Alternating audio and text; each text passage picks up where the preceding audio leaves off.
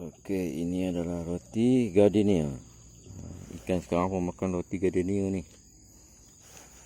Okey, kita campur sikit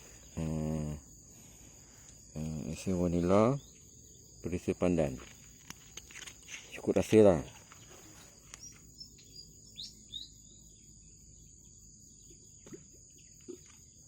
Kalau berbanyak nanti dia akan jadi lembik. Kemudian perisa pandan yang ada color. Harga RM8.5. Ni pun tak ada berbanyak ni, kita bersikit lah. Cukup rasa. Okey. Kemudian kita goyang.